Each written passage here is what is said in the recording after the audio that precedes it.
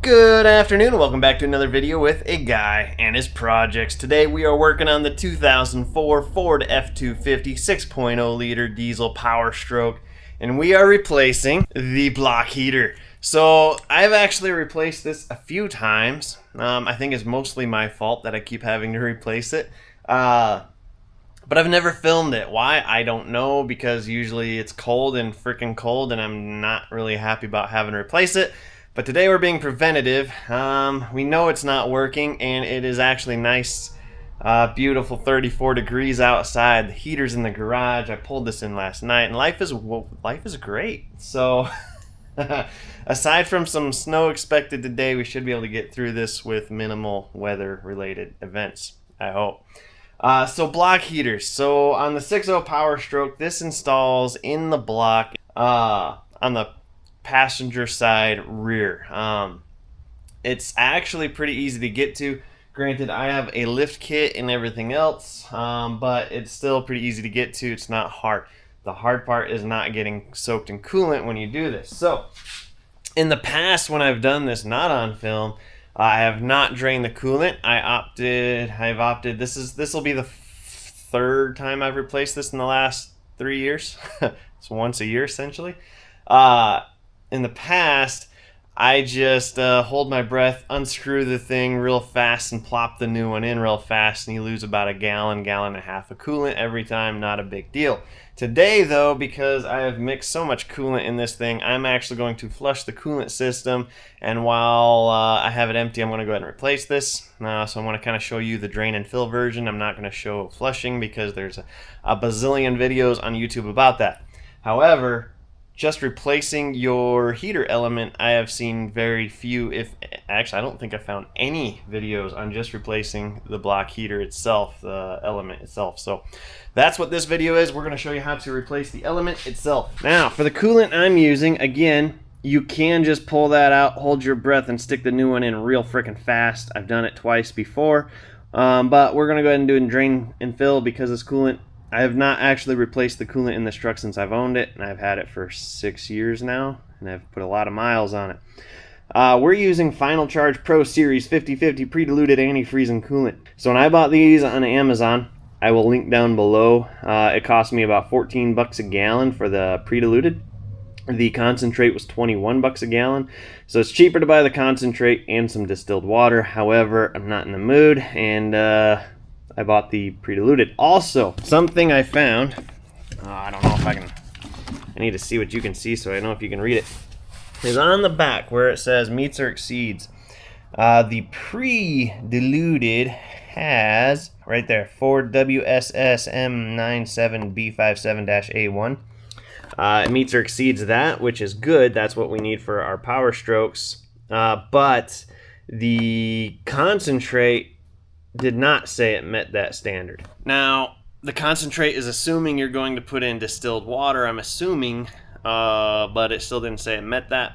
And like I said, I wasn't in the mood to dig into it. This was literally quite late when I ordered it, and I just ordered this stuff because it was the easy button. So that's what I did.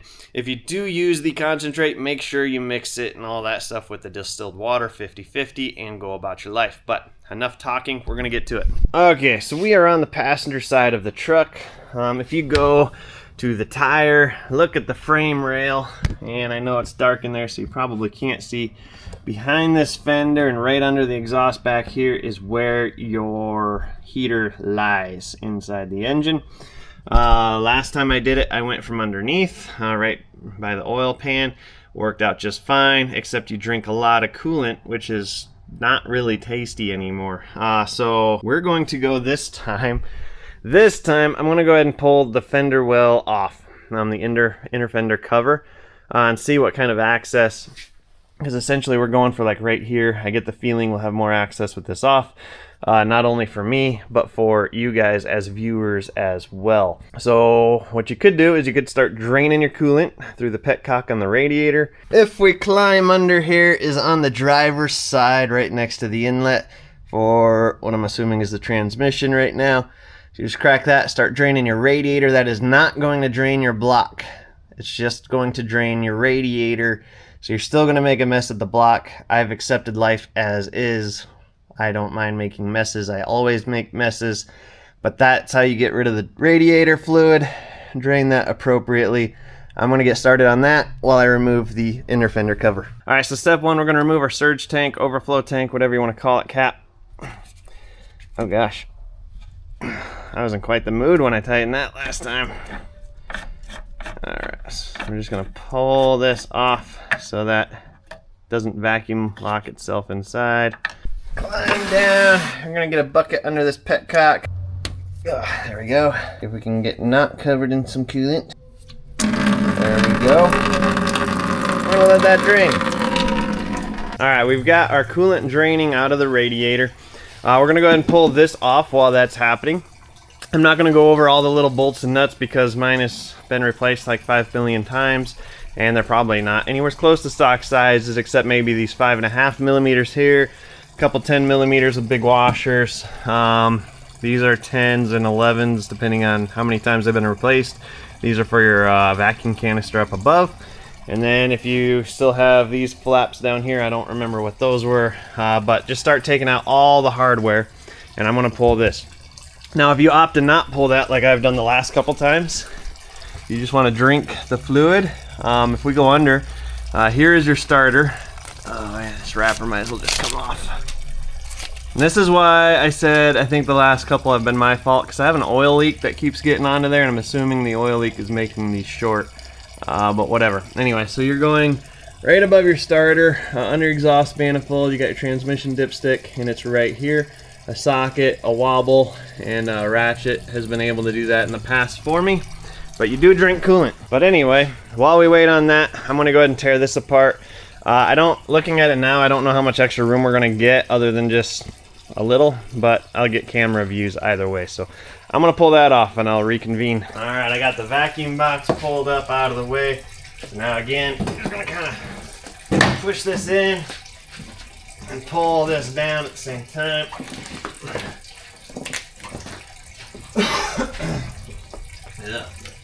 Yeah. And then once you kind of get to a point where you're happy, which is never, pull this in.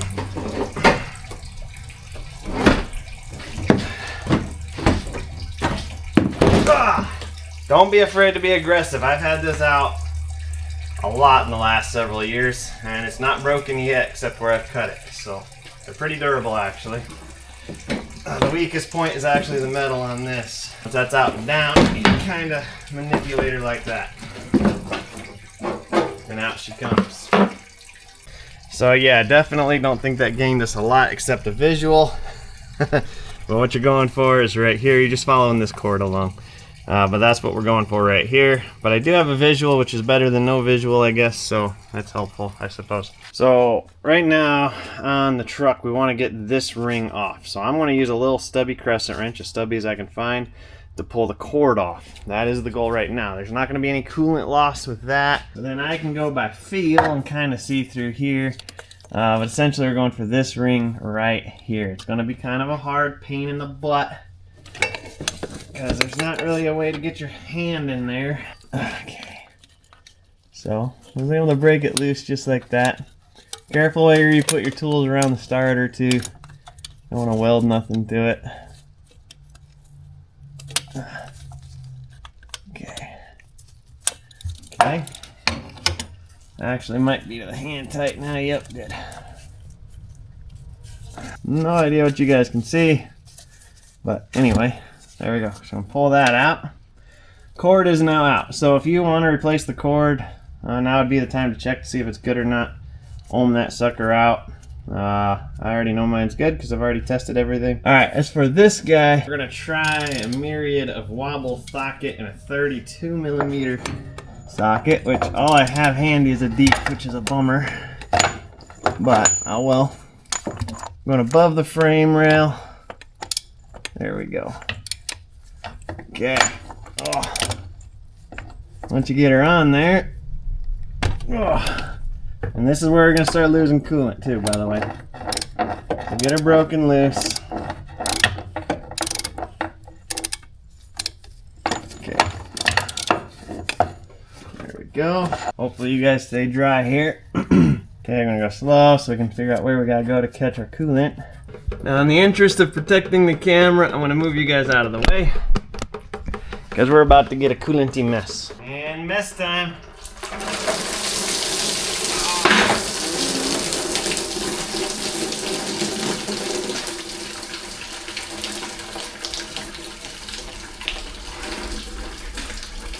Could have almost caught it if the leaf springs weren't in the way. Alright, it is now removed. Well, let me clean this up real quick and we'll reconvene. Okay, as far as putting the new one in, pretty simple. You've already made your mess. The coolant's out there. I already washed that into the appropriate place. All you gotta do is stick this guy in there. Stick it in, screw it in. I believe the instructions say 30 foot-pounds, but that's the correct measurement of torque from the instructions that came with this one, which I will link down below. So we're just going to stick it in there and thread it in and tighten it up with the same socket assembly we used to pull it out, plug in the cord, and so forth. I know it's rather difficult for you guys to see, but oh well. We're going to try and just get this right in the hole here.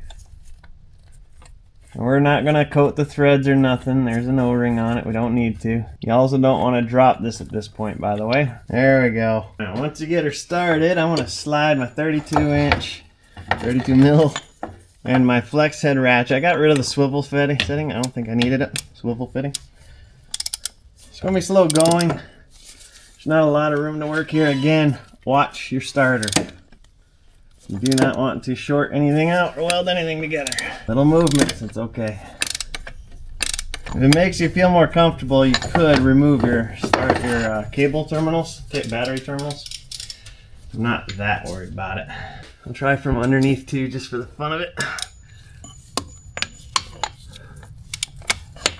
Oh yeah, little extension, way more room down here. I was trying to give you guys a good visual, but wasn't working. Install heater assembly and tighten O-ring or fiber gasket to 30 foot-pounds. We have an O-ring, so we're going for 30. Alright. Right there. It's 30 foot-pounds. Alright, so now you could replace your cord, except my cord's still good, so I might just clean it out a little bit first, actually. You have everything torqued and everything else. You're going to take your cord, and you're going to figure out which way it's got to go.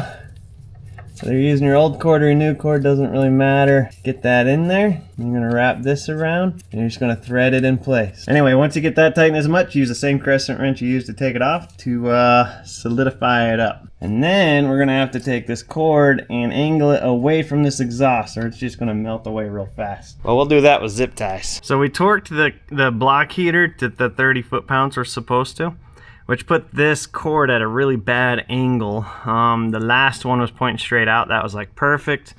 This one is pointing up towards the exhaust manifold. So all I want to do is I want to get a zip tie, and I want to kind of just, you don't want to put tension on this because the engine's going to shake too. I'm going to kind of just route it down like this to the frame. That way it's not directly touching the exhaust manifold or anywhere too close to it. Alright, so this is what we look like, if you can see. So I've got the cord. It's got plenty of room, but it's being kind of forced down, so it's not touching that exhaust manifold right here. I've only got like 2 fingers worth of space, but hopefully that's enough. I got it kind of zip tied here, and then I loop it up, and it just kind of goes down. Zip tied it right here to this bracket. And we should be solid and should be good. So now we're going to put the wheel well liner back on, and that is a pain in the butt. And let me reconfirm, everything we just did you could do from underneath the truck. You did not need to take this wheel well liner off. It does make things a little bit easier to look at for sure, so it's up to you. But the last 2 times I did it from underneath. I did not take this wheel well cover off. So that is up to you on how you want to attack it. I kind of like it. It's not that much work to take this off. Mine anyway. I've done it a few times. But yeah, just so you know, it doesn't have to come off. Alright, not really any easy way to put this back in either, except to try and get the front end first. That think is what I have found more appropriate. Oh yeah, this might just be the way. Alright, so now I'm going to shove this in. Kind of wrap this plastic around. Might have to use a pry bar.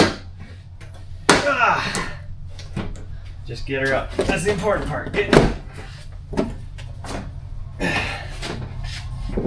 Gotta clear the shock tower. Once you clear the shock tower, you're pretty much home free. Except today. Do a little twisty action. Almost, come on. Why don't you want to play? Nice. There it goes. Alright, now I just gotta bolt her in. Alright, we gotta put the wheel on and fill it up with coolant and we're good. Now the big heavy tire. Oh, like, it's too heavy. Oh, we don't got energy enough for this right now. Okay, tire is on. Now we're gonna go ahead and close the petcock on the radiator. We're gonna fill her up however you do that. I'm gonna use the vacuum method. I'm not really gonna show you all that because there's a billion videos on YouTube already about how to fill your coolant. You can either fill the degas bottle, the surge tank, the overflow reservoir, whatever you want to call it, fill it and let her burp out. You can vacuum the system and vacuum fill. You can do however you want. I'm going to vacuum her out and fill her up. And in typical fashion, here is where I lost audio or video, whatever. I lost them both. But essentially at this point, guys, all you got to do is fill up your coolant system, make sure she's burped out. There's a lot of videos on YouTube about how to do that, so check those out. Maybe I will do my own video later, but for now, we are done with this. I will link the block heater, the coolant, all that good stuff down in the video description below. Remember, you buy stuff off my links on Amazon, I make money. Even if you don't buy the thing I linked, you click on my links, you buy other stuff, I make money. That keeps me posting videos, so keep doing it, guys. Y'all are awesome. I hope you have a great holiday season coming up here shortly, and stick around. Lots of videos on the channel. We'll see you later. Adios.